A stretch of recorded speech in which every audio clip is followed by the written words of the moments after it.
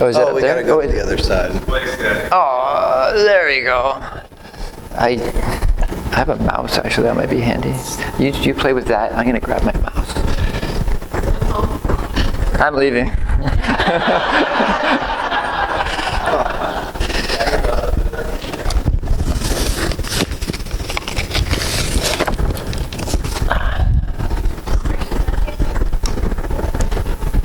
It's on display settings. Yeah, I'll get it here. There we go. Okay, thank you.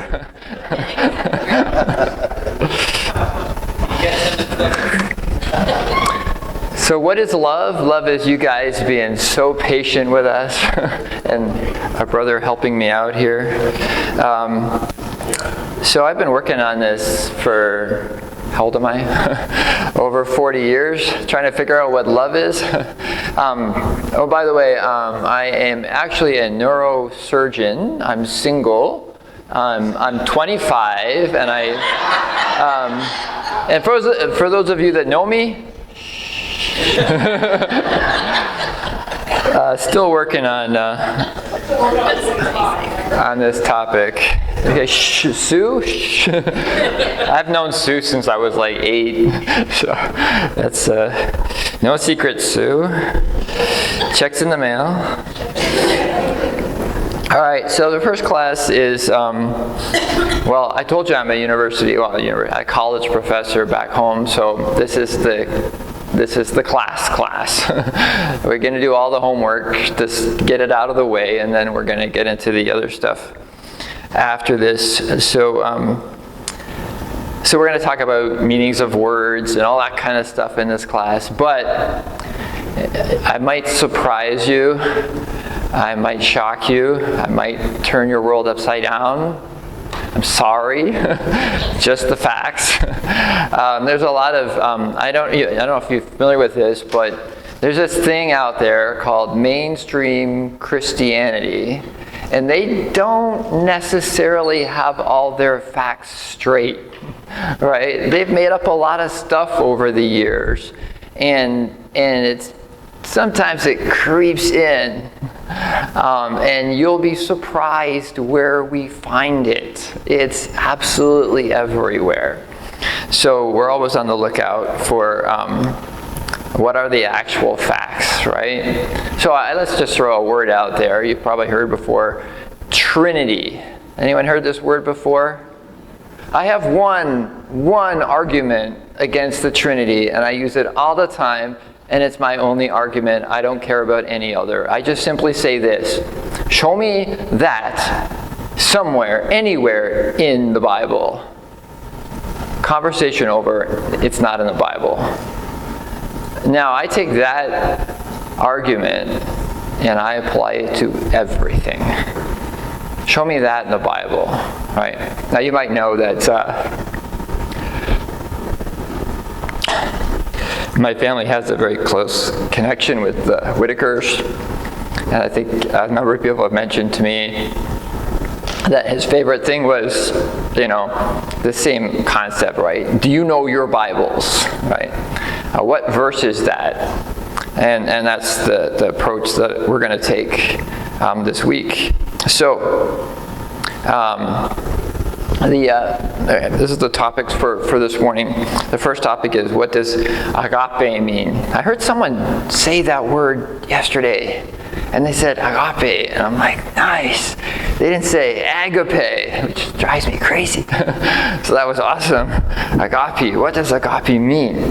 Y'all think you know, right? Yeah, but no, I know that word. I know what it means. Well, we're going to find out. And then we're going to talk about all this other stuff, a whole bunch of strange, crazy words there.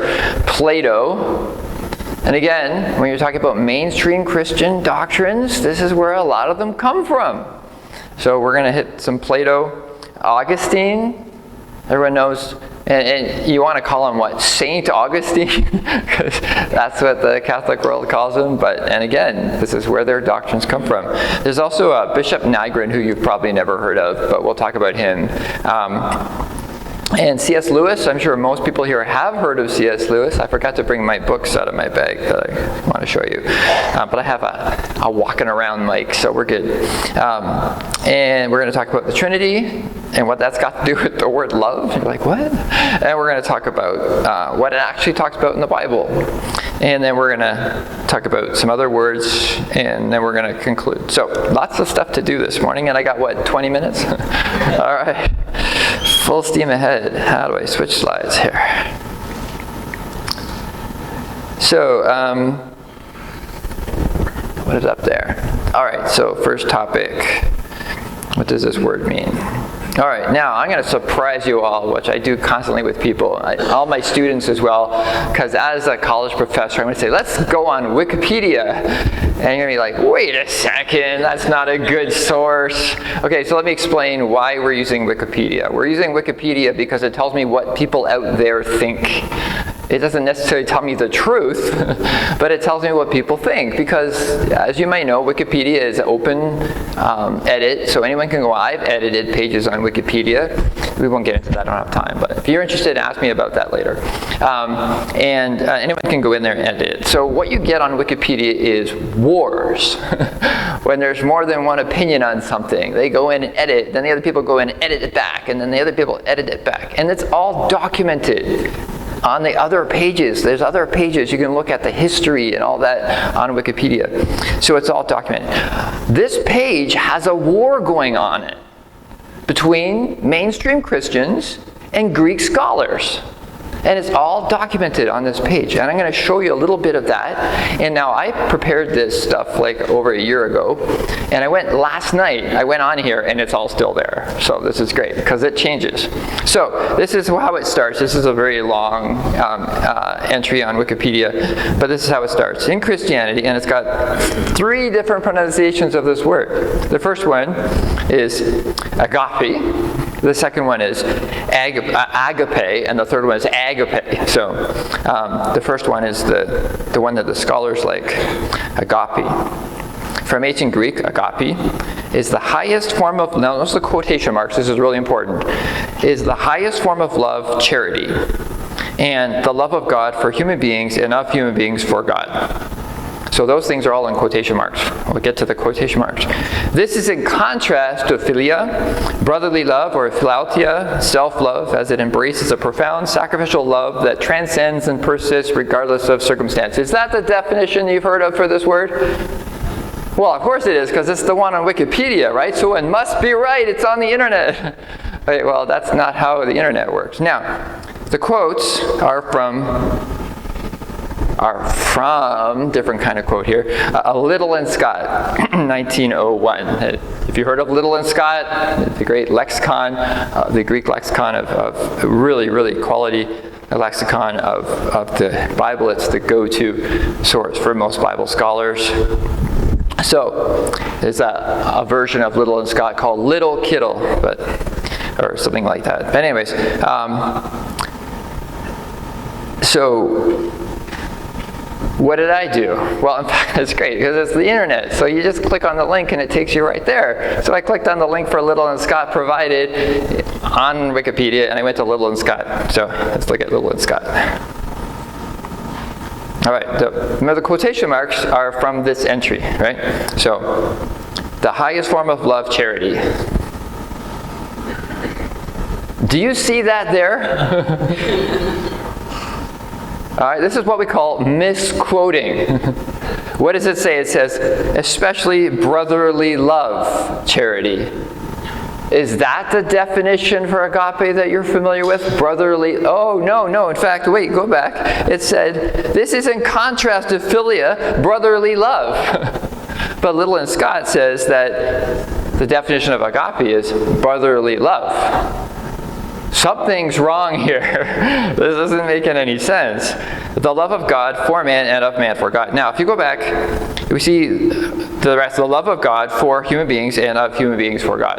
And you notice in square brackets they put human beings because they didn't want to sound sexist, because in Little Scott 1901 it said man, and in 2025 it says human beings. That's fine. I just finished editing a book and we made sure no man, all human beings. That's good. All right. But they put the square brackets, which means editing change. That's what you're supposed to do when you quote something. Well, where are the square brackets around the highest form of love? No square brackets. All right, this is a Wikipedia thing. Someone went in, I'm sure originally the Little and Scott quote was exactly the same words, and then somebody went in and changed it because they didn't like the facts.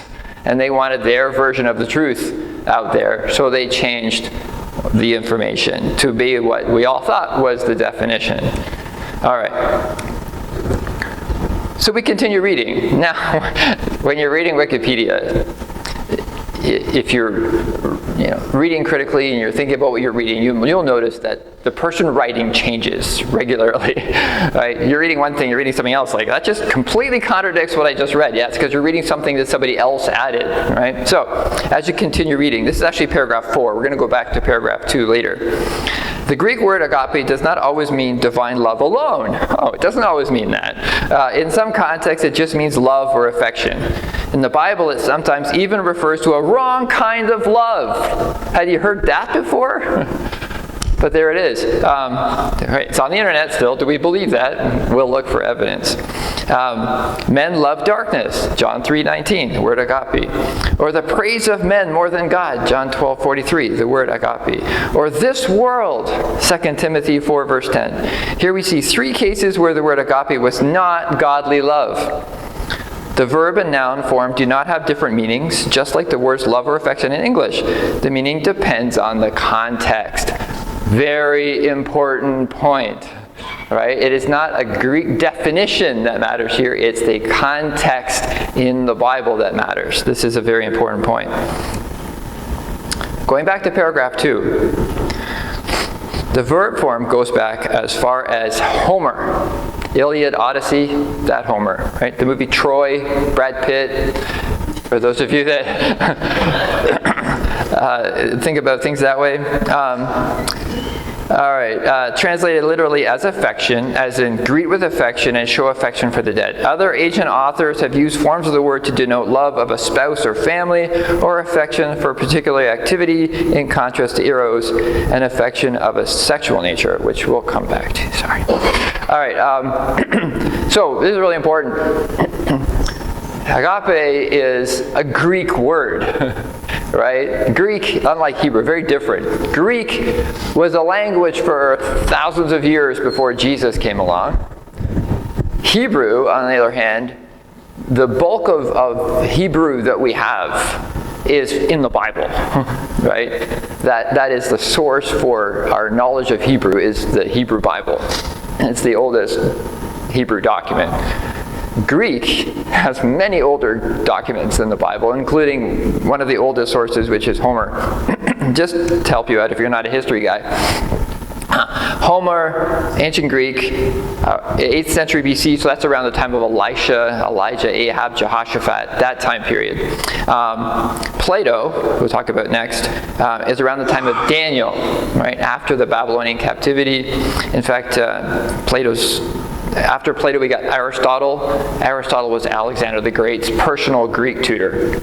And then we have New Testament Greek, of course, which was in the 1st century, which is called Koine Greek, or Common Greek, or Jewish Greek, or Bible Greek, depending on the source. So that gives sort of a timeline for what we're looking at here. So we're looking at 800 years before Jesus, 400 years before Jesus, and then Jesus. So if you think in our time, it's 2025. So what was 800 years ago? 1225. That was before Braveheart. So a while ago. Not the movie, before the actual William Wallace. All right. That's a Scottish reference. All right. So let's look at Plato here. All the sources of everything that goes wrong with Christianity, right? So this is from Stanford Encyclopedia of Philosophy. No, I didn't sit and read Plato in the original Greek. Anyway, Plato discusses love and friendship. So notice the two words here that he looks at, eros and philia. Not eros and agape, eros and philia. Those are the two words that he looked at because in his Greek, the common word for love was philia, eros was the other side. I don't want to read through all of this stuff, but everyone knows what philosopher means, right? Philo, love, and sophos, which is wisdom, love of wisdom. So that's what a philosopher was, someone who loved wisdom. And it uses the Greek word philia for love there. Plato had to deal with a little bit of a problem, and that was his teacher, Socrates, kind of had some issues that we might be familiar with, in terms of his love interests. And so Plato tried to sort of justify all of this kind of stuff in his writings, and by taking these words eros, this naughty love, and philly, this good kind of love, and try to sort of figure them out together. So that's the kind of stuff that he wrote about, trying to solve like the typical problem. What is love, right? Romantic love versus, there's all sorts of different kinds of love. So he was one of the first people that we have on record of trying to deal with this topic. All right. Then we move forward to Augustine and this word caritas. So now we've moved ahead to 354 to 430, that's the time period of Augustine. And we went from 400 BC to 300, we just skipped ahead 800 years, right? But Augustine basically worked off Plato more than he worked off the Bible. And so he wrote in Latin. So instead of eros and philia, he used cupiditas, Cupid, right? Cupid, that's the Latin form of eros, the Greek god of love. And caritas, which is an important word, the Latin word for which was in Greek, philly, love in English. All right, so, and he wrote, this is from Vladimir and Robotin, some people that wrote about Augustine, because I didn't read Augustine in the original Latin either, sorry. So he basically took that same stuff from Plato and rewrote it in Latin, looking at these other words. And of course, since he didn't work in the Greek, he didn't work with agape and phileo. So this article here, at the end it says there that he comes to the conclusion that the morphology of meanings of caritas, love, and love as agape is identical. So caritas is now being compared to agape. Where did that come in? Right? All right. So I did a little study, and this answered another little problem that you might have come across and I've come across. Any King James people here? Who are my King James people? 1 Corinthians 13 is the chapter about charity. If you're a King James person, it doesn't say love in 1 Corinthians 13, it says charity. Ever wonder why? Now this is a bit messed up, but it is from the Latin caritas. That's where charity comes from Augustine, the Vulgate. So now, I don't know if you know this, but if you use the right internet software stuff, there's a program called Blue Letter Bible, you can actually word search the Vulgate in Latin. It's pretty cool. So I did some research.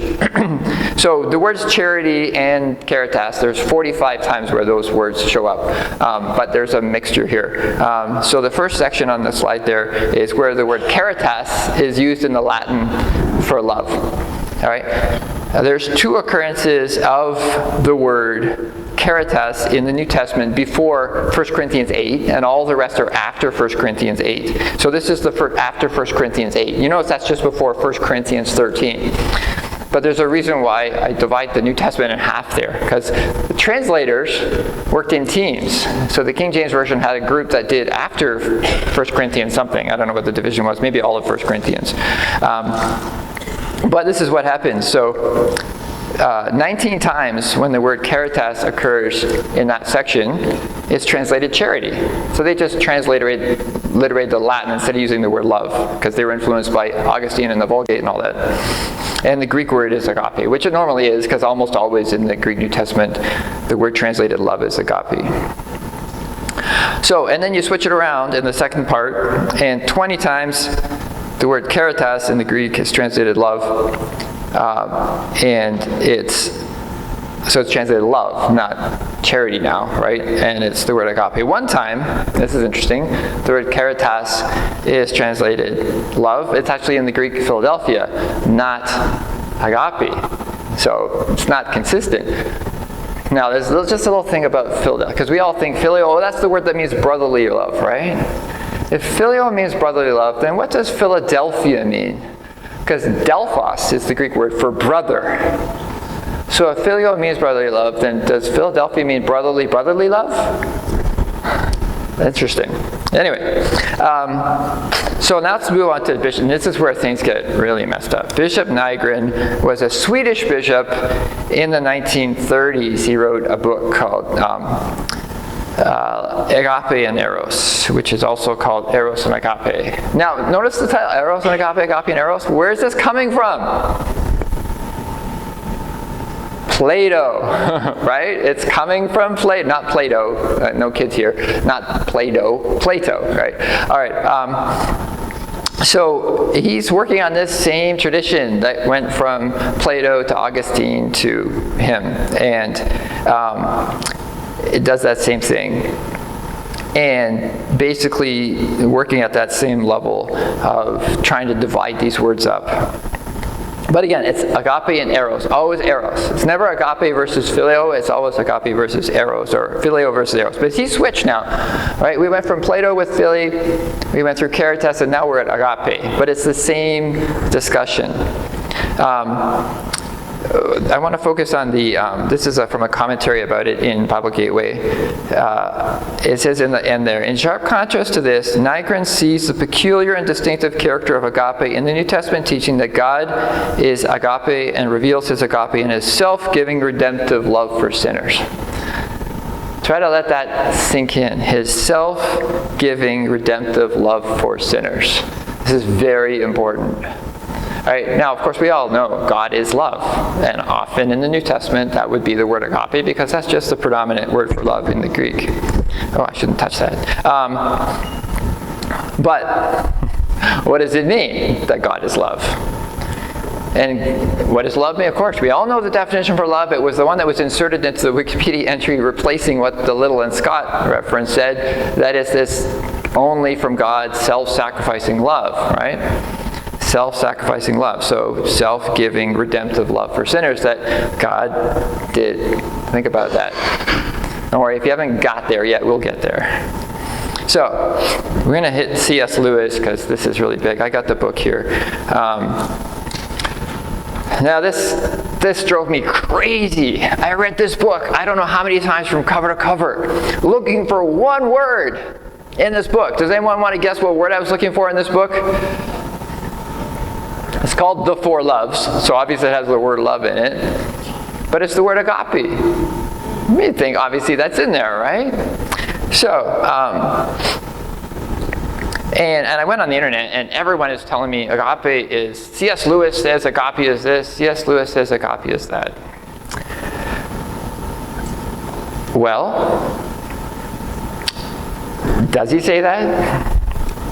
This is his outline, basically. He talks about need love and gift love, which is phenomenal, right? Need love is the love that you need to get.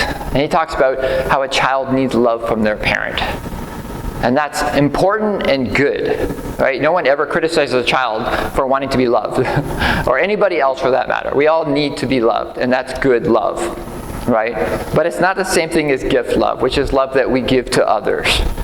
All right? So those are both really important kinds of love. But are they different Greek words? Does that even matter? Do we even care? So, he uses different Greek words as sort of terms to help us follow. So he uses the word storge, philia, eros for need love. And that's great because it works that they mean need love. And then he talks about gift love, and he uses the word charity for that. He never once, anywhere in the whole book, ever drops the word agape. Not once. And all over the internet, everyone thinks he talks about agape all through his book. It's never in there once. which is interesting. He talks about all the other ones, storge, philia, eros, they're all in the book. So I'm going to ask you this question. This great Christian scholar, is this an oversight? Did he miss it somehow? Or was this a conscious choice that he chose not to use this Greek word in his book, and yet everyone thinks that he did? All right, let's talk about the Trinity for a minute. Let's think about this first from a Trinitarian perspective.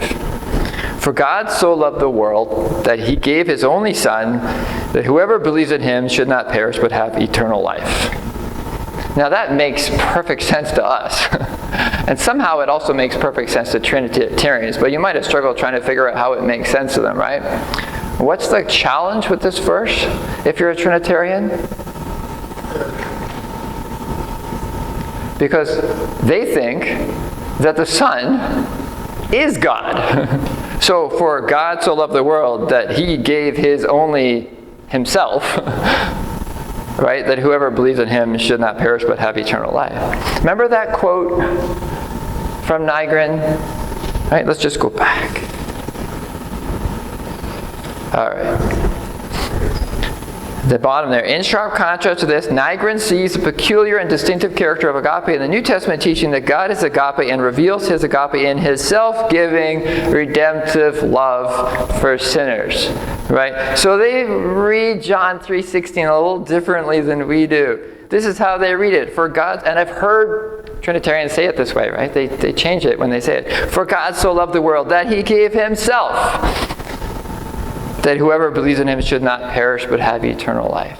If agape has, this is the word agape in the Greek, if it has the definition of self-sacrificing, in order for God to be loved, to be self-sacrificing love, then God had to give himself as the sacrifice. God died for us. Have you heard people say that? God died for us. Right? It's the Trinity. It's nothing to do with what the Bible teaches. Right? But if this were the definition of a God, that's why mainstream Christians go onto Wikipedia and change the information from what the concordances and the lexicons say, so that they can say that self-sacrificing love is defined. Agape is defined as self-sacrificing love because God is agape love, which is divine love, because God died for us. It's nonsense. It's not biblical. It's not real. But that's where that definition of agape comes from.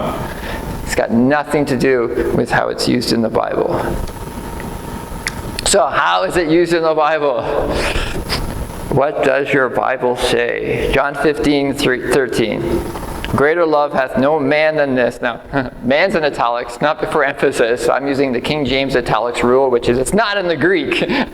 Right? It really reads like, if you have an ESV, then that's a better translation of the verse. Greater love hath no one, and there's no greater love than this would be a good translation. That anyone laid down their life for their friends. You ladies, feel free. It includes you. They're like, wait a second. Wait, what are you asking of me here? All right, so this is the verse, right, that proves that agape means self-sacrificing love, right? All right, this is where we get to talk about cars. Any car guys here? Car people? Car ladies? I know. We talked about Alan at breakfast. He wasn't there, but he might have heard about it. Apparently he's looking for a car. I have a car for you. Alan, okay? Greater car hath no man than this. In fact, I found out when I was doing that research, there's no such thing as a Rolls-Royce Silver Phantom. But anyways, there's a Silver Ghost and there's a Phantom, but there's no Silver Phantom. I didn't know, but I just left it anyways. Greater car hath no man than this, a Rolls-Royce Silver Phantom. Okay, what's the point? Does that mean that all cars are Silver Phantoms? Is that what you get from this verse? That the definition of car is therefore Rolls-Royce Silver Phantom. Is that how this verse reads? Or not the verse, sorry, my rewriting of the verse. That's not what it means, right? It means there's lots of different kinds of cars, and of all the lots of different kinds of cars, there's a really great one, which is a Rolls-Royce Silver Phantom. What do you think, Alan? You like? Good? Yes. You should talk about it. Nice looking car. All right. So, let's go back to the original verse. Greater love hath no man than this, that a man lay down his life for his friends. That means that that's the best kind of love ever, that you lay down your life for your friends. But it's not the only kind of love. That's not what the verse says. It's not defining the word agape here. It's saying there's lots of different kinds of agape, but the best one is that you lay down your life for your friends. That's really important in our lives. It's not the only way to love someone. It's great if you do that. Anyone here done it? Anyone here died for somebody? No! Right? It's one thing, I mean, it's really important. It's the best thing you can do for someone. Jesus did it for us. But hopefully we have a lot of other love that we can give without dying. Right? Otherwise, we're in trouble. And if you ever think you have to hold back, I can't die for that person, I don't know if I can love them. It's like, you don't have to die for someone just to love them. There's lots of other ways to love people. So it's a silly idea. Right? It's just asking too much. Emphasizing the wrong thing. The word love doesn't necessarily entail that. All right. Mark 12. Jesus answered, the most important is, Hear, O Israel, the Lord our God, the Lord is one. And you shall love the Lord your God with all your heart, with all your soul, with all your mind, and with all your strength. You can't do that if you're dead. This is an ongoing, lifelong love for God with all your heart, strength, and mind. So it's not saying here you have to die to love someone. Right? It wants us to love God all the time. And by the way, this is the Greek word agape, right? Does anyone see something kind of strange about saying that this is the Greek word agape in this verse? No one sees anything weird about that? It's a quote. Jesus is quoting. Where's he quoting from? Well, give me sort of big category. Old Testament. Okay, what can you tell me about the Old Testament? It's written in Hebrew. Right? The Greek word. There's no Greek word in Hebrew. It's Hebrew. Right? And the second quote, this is, you shall love your neighbor as yourself. There is no commandment greater than these. He's quoting from the Old Testament again. The original word in the Hebrew was an agape. It doesn't define what love means because Plato said something or someone said something. No. It's a Hebrew word. It's the word ahav. Love from the Hebrew. Remember that word. We'll come back. There it is. Ahav. From Deuteronomy 6, verse 4 and 5, and Leviticus 19, Jesus is quoting the Old Testament. Who cares what the Greek word is? This concept of how to love people was established 1,000 years before that. 1,500, 2,000 years before Jesus in the Hebrew Bible without ever using a Greek word. Why do we so care? I mean, we all talk, agape love, agape love, agape love. You hear this all the time. You're just saying love in two different languages. It's like saying, hello, bonjour. my Canadian's coming out here. Right?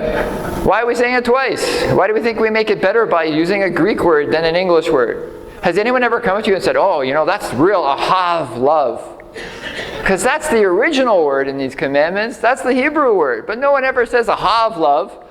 So why do we say agape love? Okay, 2 Samuel 13. Here's the kicker. Remember we said that sometimes agape is bad love? Here's bad love. Sorry, it's near the end of my slideshow and it's a terrible verse. It's a horrible verse. 2 Samuel 13, verse 1. And it came to pass after this that Absalom, the son of David, had a fair sister whose name was Tamar. And Amnon, the son of David, loved her. And then what did he do to her? We won't use the R word, right? It was bad. He did terrible things. And he ended up dead because of it and created a civil war. All this was bad. In the Septuagint, the Greek translation of the New Testament, it uses the word agape here. And the Hebrew uses the word ahav. This word can mean any kind of love. It's not about the words in the Greek and the Hebrew. You can have some really bad. Now, okay, so this killed Amnon, right? He ended up dead. Absalom, his brother, killed him for it. So you could say self-sacrificing love, right? Ugh.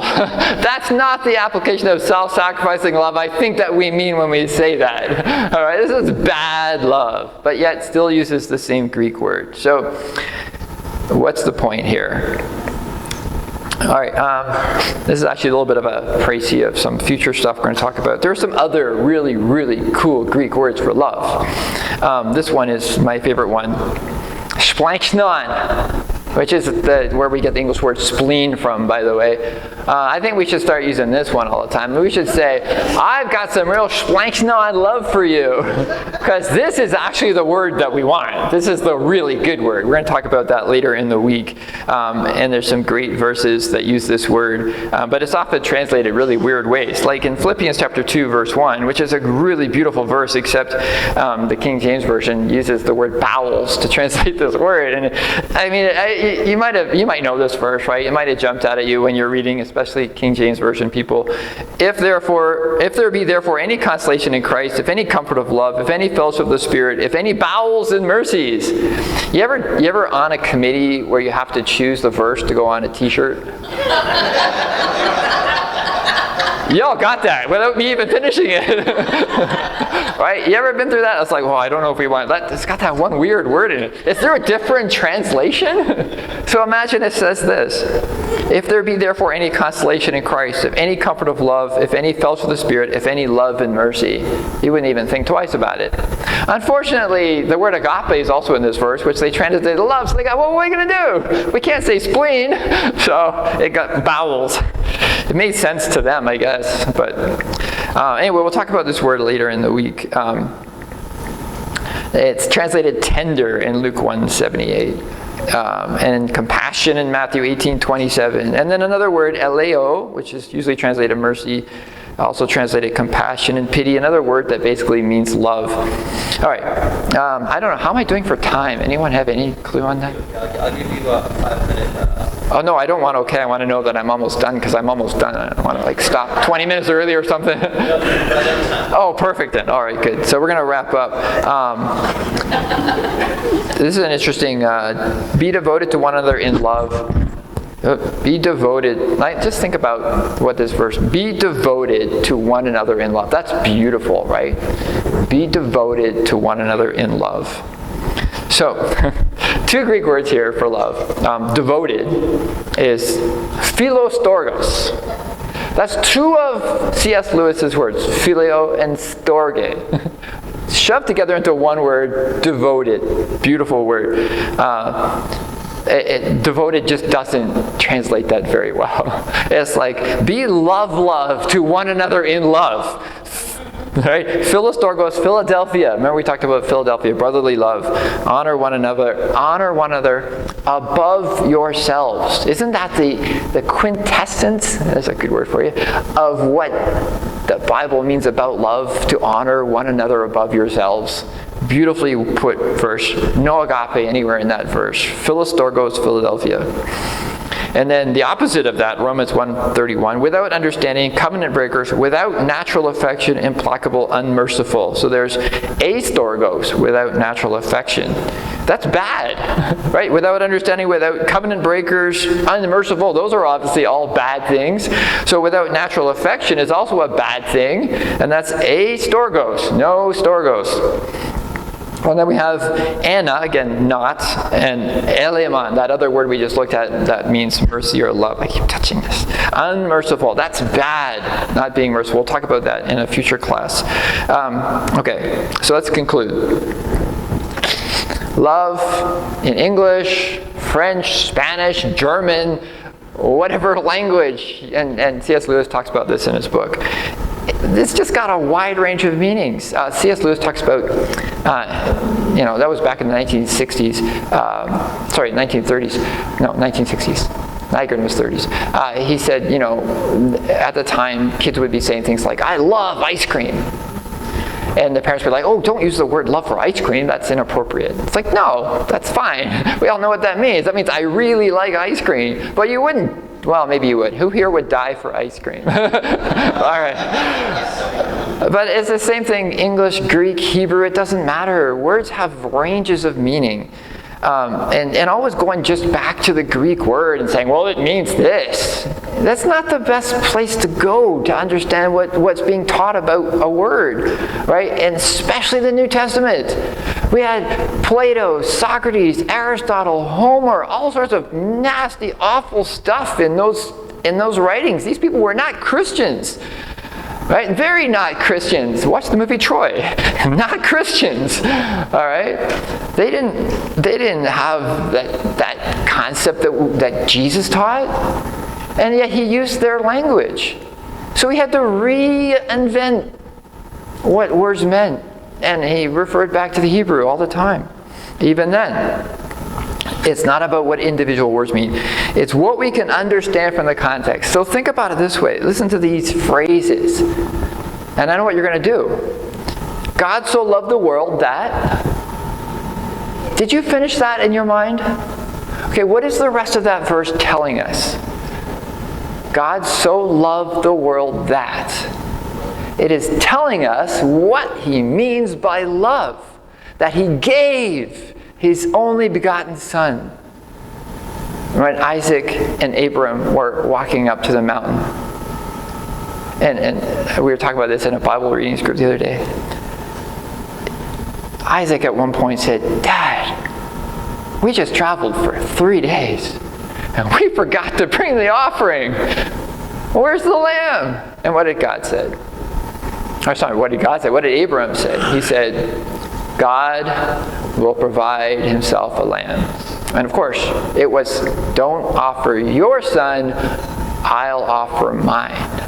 God so loved the world that, and then we get a definition of love, that he gave his only begotten son. Not himself, his only begotten son. How about this one? Love the Lord your God with. Did you finish it in your mind? And did you define love when you did that? Without looking at the Greek? It's love when it's with all your heart, soul, and mind. That's love. Love your neighbor. Now this is an interesting one, isn't it? You know what that means? What if you hate yourself? You're not going to be very loving to your neighbor. So in fact, Jesus teaches, and it's from the Old Testament, it teaches us self-love. That's a biblical doctrine. Because if you don't love yourself, then how do you love your neighbor as yourself? So that's interesting to think of. Because I don't think we process that too well. It's like, wait a second, the Bible teaches us to love ourselves? It does. Right? Why should we love ourselves? Because God first loved us. So, the Bible, it's not about Greek words. I know I scared you at the beginning. Oh no, this is a terrible week. It's going to go through Greek words all week. It's not about the Greek words. That's the whole point. Read the context, right? And be critical when people tell you this word means that. Does it? Does that make sense to you? Does that flow in the context? Because what the Bible is telling us about love is beautiful. But it's right there. Love the Lord your God. How do we do that? With all of our heart, all of our soul. How do we love our neighbor as ourselves? Right? How much does God love us that he gave his only begotten son? That's what love is. And that's the end of my presentation for this morning.